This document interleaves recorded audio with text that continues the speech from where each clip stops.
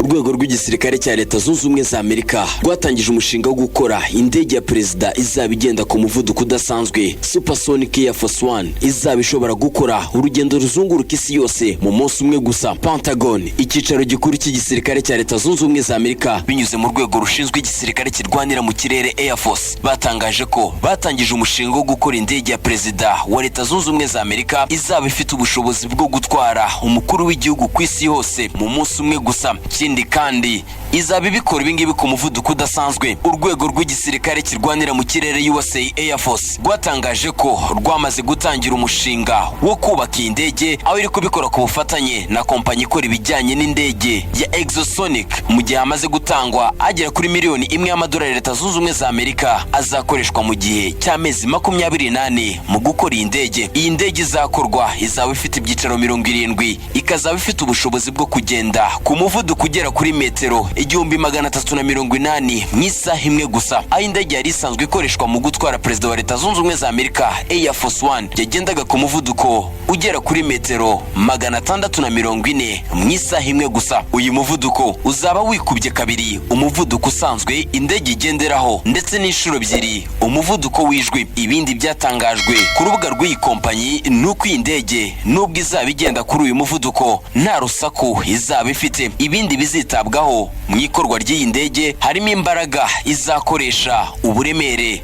uburebure, uburyo bw'itumanaho, ndetse n'imbere aho abagenzi bazicara, nk'uko byatangajwe n'umuvugizi w'urwego rwa gisirikare cya Amerika kirwanira mu kirere USA Air Force Dale Meyer. Yavuze ko igeragezwa rya mbere ry'iyi ndege nshya izajya itwara umukuru w'igihugu cya Leta Zunze Ubumwe za Amerika mu mwaka wa 2025 rizaba risojwe. Mu kwezi dusoje, USA Air Force baherutse kugirana amasezerano na kompanyi ya Hermes yo gukora indege izajya itwara abayobozi bakuru muri Leta Zunze Ubumwe za Amerika. Iyi nayo izaba igendera ku muvuduko wikubye 5 uwijwi, ni ukuvuga hafi umuvuduko ungana na metero 3000. Ubu bwoko bushya bw'indege si ubwa mbere bugiye gukorwa, dore ko no mu mezi make ashize kompanyi y'Abongereza ikorera muri Leta Zunze Ubumwe za Amerika Virgin Galactic ku bufatanye n'ikigo cy'abanyamerika gishinzwe ibijyanye n'isanzure batangaje ko hagiye gukorwa indege yo mu bwoko bwa Supersonic Jet izaba ifite ubushobozi bwo gutwara abagenzi 19 ikagendera ku muvuduko wikubye 3 w'ijwi. Air Force One yo mu bwoko bwa Boeing